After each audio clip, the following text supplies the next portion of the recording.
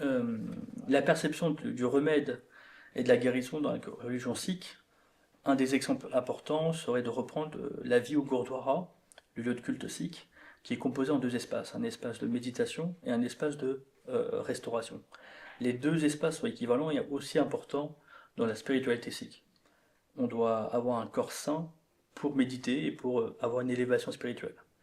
Et ce qui est intéressant, c'est que ces deux espaces sont équivalents et lorsqu'on va dans l'espace de restauration qui est appelé langar, c'est un espace où tout le monde reçoit le même repas, qu'on soit indépendamment du genre, de la religion, de la caste, tout le monde reçoit le même repas à terre.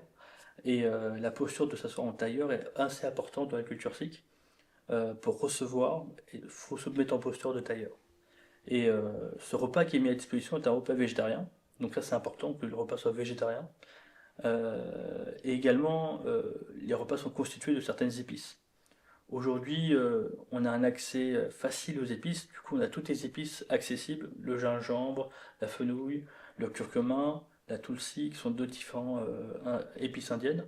Mais à l'époque, en fonction des saisons, on avait des épices spécifiques. Et du coup, si vous avez l'occasion de voyager en Inde, dans les montagnes, vu les conditions météorologiques, ils auront accès à des épices spécifiquement en fonction des saisons qui sont adaptées aux besoins du corps. Et de même que dans la culture sikh, on a cette temporalité journalière concernant l'espace de méditation. Dans une journée, la journée elle est coupée en 18 parties, pardon, 12 parties, et ces 12 parties ont une intonation, un rag, qui est un son, une sorte de tonalité sonorique, par laquelle la Gurbani, donc le chant religieux, est chanté ou récité. Et du coup, un exemple éloquent est peut-être le Gurdwara ou le Temple d'Or à Amritsar, ou si un jour vous y allez là-bas, au cours de la journée, le lag évolue en fonction du temps, car il y a une musique et une tonalité spécifique par rapport à la durée du moment, au moment de la journée qu'on s'y situe. Et du coup, concernant le lingual, pardon, quand je peux focaliser sur les épices, donc il y a des épices, aujourd'hui on a accès à toutes les épices, du coup, tous les plats qui sont fournis dans le Gurdwara et dans le langar sont assez épicés, mais pas épicés en termes de piquant, mais ils contiennent des épices. Et c'est le propre même d'avoir ces épices qui sont une valeur à la fois pour préparer notre corps, mais aussi pour guérir dans l'éventualité de certaines carences ou de maladies. Et notamment, je peux prendre l'exemple de certains exemples personnels. Quand on est malade ou on a un peu de chaleur, souvent à la maison, on nous conseille de prendre un bol de lait et mettre 2 cuillères de curcuma. C'est assez fade comme boisson, du coup il est conseillé de le boire assez chaud, donc un verre de lait chaud et 2 cuillères de curcuma. Et souvent ça a ses vertus de guérir du moins durant la nuit et de rétablir un peu plus son état de santé.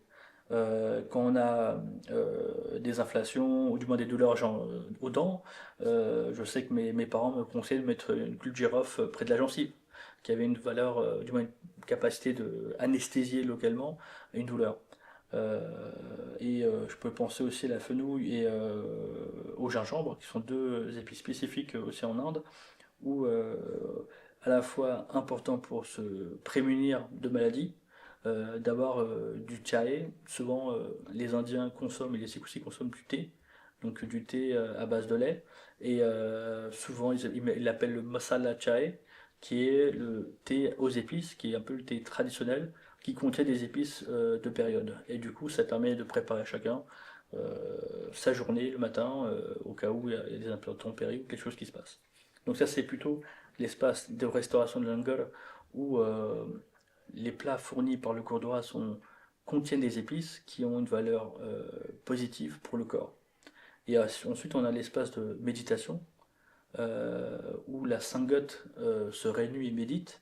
Et la culture sikh nous apprend que notre corps qui contient notre esprit sont interconnectés. Et du coup, la méditation est un moyen de nous guérir notre corps. Et cette guérison se fait à travers la méditation. Et la méditation, on a plusieurs manières de méditer.